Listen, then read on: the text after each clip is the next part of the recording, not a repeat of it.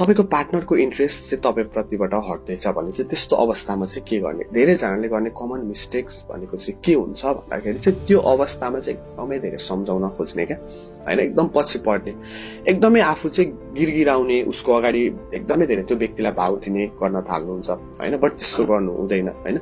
Psychology पर्सपेक्टिभबाट हेर्ने हो भने चाहिँ जब तपाईँ कसैको पछाडि लाग्नुहुन्छ, एकदमै धेरै भाव दिन थाल्नुहुन्छ, एकदमै आफूले आफूलाई कमजोर जस्तो देखाउनुहुन्छ भने सबकन्सियसली चाहिँ त्यो व्यक्तिले चाहिँ तपाईलाई एकदमै धेरै कमजोर सोच्ने र आफूलाई चाहिँ अलिकति तपाईभन्दा माथिको सोच्ने गर्छ नै क्या।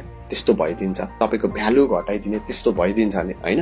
सो हामीले चाहिँ नर्मली एउटा रिलेसनशिपलाई राम्रो बनाउनको लागि पनि, स्ट्रङ बनाउनको लागि, राम्रोसँग चलाउनको लागि पनि अहिलेको समयमा चाहिँ अलिकति एक अर्काको साइकोलोजीलाई बुझ्न पनि जरुरी हुन्छ। केटाले केटीको, केटीले केटाको, हैन? यसरी बुझ्न पनि जरुरी हुन्छ र इमोसनली इन्टेलिजेन्सको बारेमा जहाँबाट हुन्छ, जसरी हुन्छ हामीले अलिकति सिक्नु पर्छ नै क्या।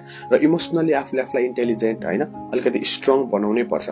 कुनै पनि व्यक्ति यदि इमोसनली विक छ भने या त आफ्नो इमोसन्सलाई ह्यान्डल गर्न सक्दैन मजाले भने पक्कै पनि त्यो व्यक्तिसँग कोही रहन चाहदैन क्या, हैन? लामो समयसम्म त्यस्तो व्यक्तिबाट हर कोही बोरिङ हुन्छ नि, इरिटेट हुन्छ नि।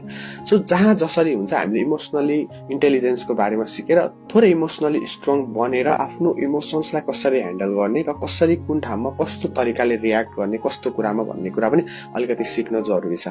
र तपाईको पार्टनरको इन्ट्रेस्ट तपाईबाट हट्दैछ भने चाहिँ त्यस्तो अवस्थामा तपाईले उसको अगाडि एकदमै आफूलाई कमजोर या त मायाको भिख माग्नु भन्दा या भाव दिनु भन्दा पनि, सम्झाउन खोज्नु भन्दा पनि तपाईले चाहिँ आफ्नो लाइफ प्रति चाहिँ ध्यान दिने हो क्या, हैन? तपाईले चाहिँ आफ्नो इमोसन्सलाई चाहिँ ह्यान्डल गरेर चाहिँ आफूलाई चाहिँ अपग्रेड गराउनतिर लाग्ने हो, आफ्नो बिहेभियरलाई चेन्ज गर्ने हो। यसको मतलब यो होइन कि तपाईले उसलाई इग्नोर गर्ने, त्यो पनि होइन, बट तपाईले चाहिँ आफूमा चाहिँ ध्यान दिने हो क्या, आफ्नो लाइफमा के गर्न चाहनुहुन्छ, तपाईले कसरी आफूलाई अपग्रेड गराउन सक्नुहुन्छ त्यो प्रति चाहिँ ध्यान दिने हो, हैन? उसँग पनि बोलचाल गर्ने, उसलाई पनि ध्यान दिनुपर्छ, हैन? यो होइन तपाईले इग्नोर गरेर एकदमै मतलब बोल्नै छोड्ने पनि होइन, त्यस्तो पनि गर्नु हुँदैन, बट बोल्ने, तर आफ्नो लाइफमा के छ तपाईले आफूलाई एकदमै ध्यान दिन थाल्ने हो क्या। यस्तो अवस्थामा लामो समय बित्दै जाँदाखेरि पक्कै पनि थोरै इन्ट्रेस्टहरू हट्छ, त्यो नर्मल स्वाभाविक हो, हैन? बट लामो समयसम्म यदि कसैको इन्ट्रेस्ट तपाईप्रतिबाट हट्दै जाँदैछ, एकदमै कमै भइसक्यो भनेपछि चाहिँ तपाईले चाहिँ आफूप्रति चाहिँ ध्यान दिन जरुरी छ। आफ्नो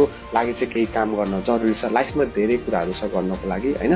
त्यो प्रति ध्यान दिने र के चिजले मलाई अपग्रेड गराउँछ, कुन चिजले मलाई इम्प्रुभ गराउँछ भन्ने चिज प्रति ध्यान दिन जरुरी छ।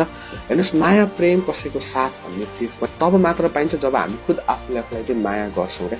आफ्नो लागि आफूले आफ्नो जीवनमा के राम्रो छ त्यो चिज प्रति जब ध्यान दिन्छौ, आफ्नो लाइफ प्रति फोकस दिन्छौ, आफ्नो लागि जब काम गर्छौ, तब नै कसैको साथ र कसैको माया पनि त्यति बेला